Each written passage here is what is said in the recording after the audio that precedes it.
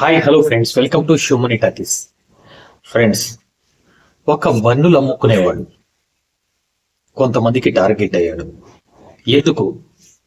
అసలు కొంతమంది యూట్యూబర్స్ ఏం చేస్తున్నారు? అసలు వాళ్ళు వాళ్ళ వీడియోలను ప్రమోట్ చేసుకోవడం కోసం, వాళ్ళ ఛానల్స్ ని ప్రమోట్ చేసుకోవడం కోసం ఇలా ఎవరి మీదనో ఒక బీదవాడు పొట్టకూటి కోసం పని చేసుకునేటటువంటి ఒక బీదవాడిని టార్గెట్ చేశారు.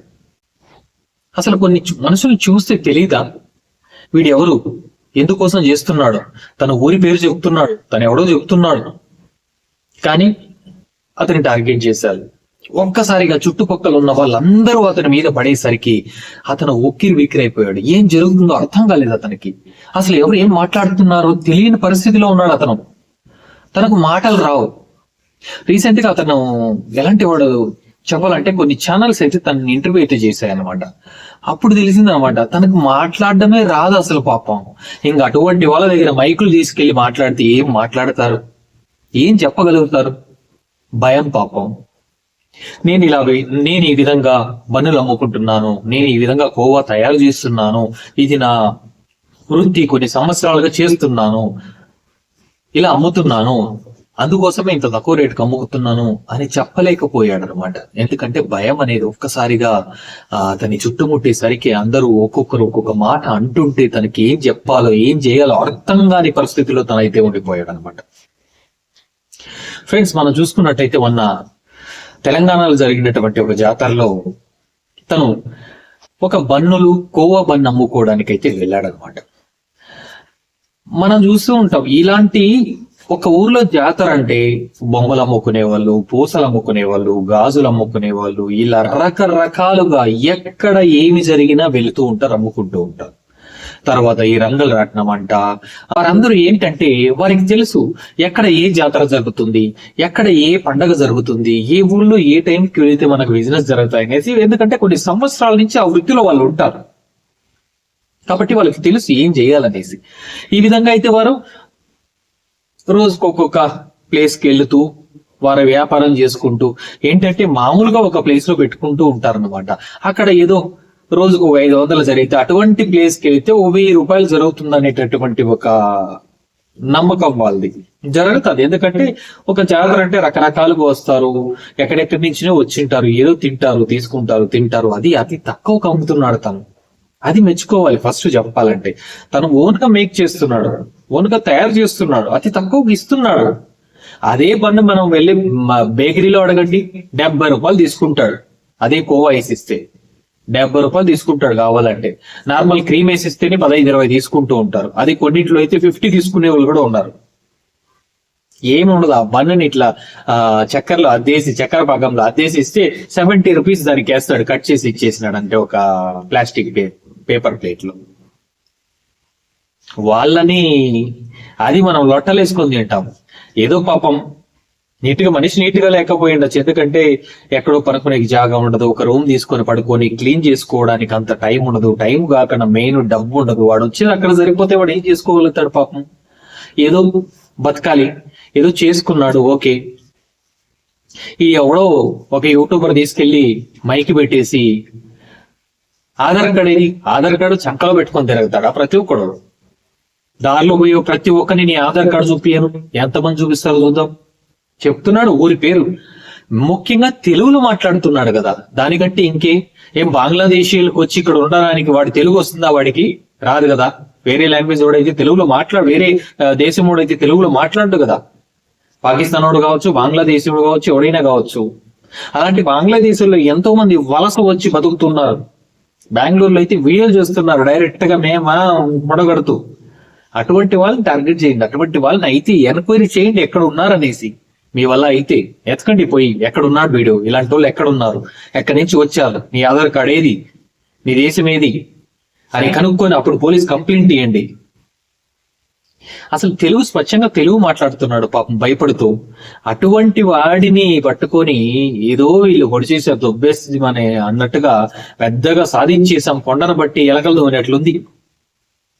చేయాలనుకుంటే ఎన్నో ఉన్నాయి. జాతర గురించి చెప్పండి, జాతర గురించి ఆ జాతరకు ఉన్నటువంటి ఏ కాలం నుంచి చేస్తున్నారు ఆ పండగ గురించి, మన సంస్కృతి గురించి ఎన్ని లేవు చెప్పాలంటే. అదేనా అవసరమా? అది చిన్న చిన్న దాన్ని తీసుకొని, ఎవడో బతుకుతున్న వాడిని తీసుకొని వాడిని చూపించడం, వాడిని హైలైట్ చేయడం, వాడిని ఏదో వాడి బతుకు తెలుగును చెడగొట్టడం. పురుగులు ఉన్నాయంట, పురుగులు ఉంటే ఒక పురుగులైన వీడియోలు చూపించాలి కదా. తిను తిను మన దగ్గర తినిపిస్తున్నారు అతని దగ్గర. పాపం అమాయకుడు తను తింటున్నాడు భయపడుతూ. భయం కనిపిస్తుంది తనలో. తను మన సుమన్ టీవీలో ఒక ఇంటర్వ్యూ చేస్తే తనలో చేసి చూపించాడు అనమాట. గంట సేపట్లో తక్కువలో ఎలా చేయగలుగుతామో చేసి చూపించాడు అనమాట. నాకు కూడా అప్పటి వరకు ఆ వన్ను మనకు మామూలుగా రీసెంట్ గా ఎక్కడెక్కడో దొరుకుతూ ఉంటది అది. మనకు మామూలుగా కడప వెళ్తే ఇక్కడ నుంచి మేము చిత్తూరు నుంచి కడప పొలంలో నుంచి కడప వెళితే మేము మా మధ్యలో ఒక చోట ఏదో ఓల్చెరో ఏదో అనుకుంటా, ఏదో ఒక ఊరు ఉంది. ఆ ఊర్లో సేమ్ కోవా ఒక చిన్న చిన్న ప్లాస్టిక్ డబ్బాలో వేసేస్తుంటాడు. 50 కోటి 100 కోటిని బన్ను తర్వాత కోవా 2 ప్యాక్ చేసి ఇస్తూ ఉంటాడు. ఎంతో మంది తీసుకెళ్తూ ఉంటారు అక్కడ. అది తెలిసింటే ఎంతో అది ఎక్కడ తయారు చేస్తారు, అది ఎంత ఫేమస్ అనేది తెలిసేది. అది తెలియదు మీకు మోస్ట్లీ. ఏదో కొత్తగా చూసినట్టుంది. 10 రూపాయలకి ఇచ్చేస్తున్నాడు. ఇదేదో చేసేసినాడు, ఏమో కలిపేసి అంటే తిన్నాడు. ఒకడన్నా పడిండాలి కదా, ఏమన్నా అయిండాలి కదా. ఏం కాలేదు కదా, బానే ఉన్నాడు కదా. ఊరికే అతని పైన ఎందుకు అనవసరంగా రచ్చ చేసేసారనమాట. పాపం వాడు ఎక్కడన్నా పోతే ఎక్కడ వాడిని గుర్తుపట్టే ఇదంతా తినొచ్చో లేదో అని భయపడేటటువంటి సిచ్యువేషన్ అయితే క్రియేట్ చేసేసారు తినేవాళ్ళు కూడా. వాడి మొగం చూసింటారు అందరూ యూట్యూబ్ లో. నెక్స్ట్ అతని మొగం చూస్తానంటే ఇంకా కొండరు అనమాట. వీడియో కలిపేసింటాడు, వీడియో అనే లెక్కలో వచ్చేస్తారు కొంతమంది. అయినా అందరూ కాకపోయినా చదువుకున్న వాళ్ళు అయితే వాళ్ళకి తెలుసు ఏది తినాలి ఏది తినకూడదని. అలాంటివన్నీ చూసినా వాళ్ళకి ఫ్రాంక్ గా ఏం చేయాలో తెలుసు కాబట్టి వారు తీసుకోరు అనమాట. పాపం తెలియని వాళ్ళు ఎంతో మంది అమాయకులు మొబైల్ చూసే వాళ్ళు ఏం చేస్తారు చెప్పు, ఈ ఫేసా, ఇది తినకూడదు మనము అని ఫిక్స్ అయిపోతారు. తన వ్యాపారాన్ని, తన బతుకుని, తన పొట్ట కూటిని చెడగొట్టినట్టుంది ఇది. చేయాలనుకుంటే యూట్యూబర్లు కొంతమందికి వాళ్ళు ఏమంటే నైటే స్టార్ అయిపోవాలని ఏదో వైరల్ చేసేసేయాలనుకుంటారు. చేయాలనుకుంటే కష్టపడండి, ఒక మంచి కంటెంట్ క్రియేట్ చేయండి. అలాంటివి ఏదన్నా స్టింగ్ ఆపరేషన్ చేయండి. మీకు అటువంటి ఏదైనా చేయాలని ఇంట్రెస్ట్ ఉంటే మీ వల్ల అయితే ఉంటుంది, చేయండి. ఆపరేషన్ చేయండి. ఏదో పెద్ద పెద్ద హోటల్స్ లో పాసిపోయింది, కుళ్ళిపోయింది పురుగులది పెడుతున్నారు. అసలు కోడి మాంసం పెడతారు, చచ్చిన కోళ్ళు పెడతారు. ఇప్పుడు కోళ్ళు ఫారాల్లో మనం చూస్తూ ఉంటాం, 100ల కొద్ది చనిపోతుంటాయి. వాటిని కూడా తీసేసి పెడుతున్నారని కూడా విన్నా నేను. వాటిని కూడా కట్ చేసేసి నీట్ గా ఫ్రెష్ గా అమ్మేస్తున్నారని కూడా విన్నాను నేను ఈ హోటల్స్ కి. అటువంటివి కనుక్కోండి, ఎక్కడి నుంచి వస్తున్నాయి, ఇది బతికిందా చచ్చిందా, ఇది మంచి కోడేనా మంచి గొర్రెనా, ఎక్కడి నుంచి వస్తున్నాయి, ఇవన్నీ కరెక్ట్ గా ఉన్నాయా, నీట్ గా ఉన్నాయా, వీటి తింటే ఆరోగ్యంగా ఉన్నారా తినేవాళ్ళు. 100లో అది మామూలుగా రోడ్డు సైడ్ అమ్ముకునే వాళ్ళు పాపం 10, 20, 30, 100 రూపాయలకు అమ్ముతారు బిర్యానీ కూడా. అదే హోటల్కి వెళితే కనీసం 200, 300, 400 హోటల్ని బట్టి ఉంటుంది అనమాట.